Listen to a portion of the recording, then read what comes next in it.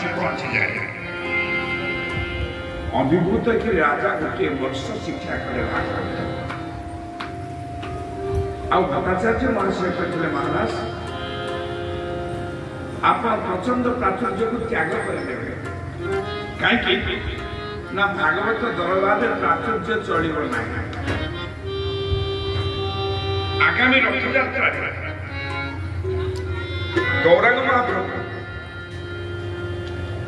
भगवान जगन्नाथ महाप्रभु भगवती बलभद्र सुभद्रा और भगवान बलराम रथ सम्मुखरे तीन रथर सम्मुखरे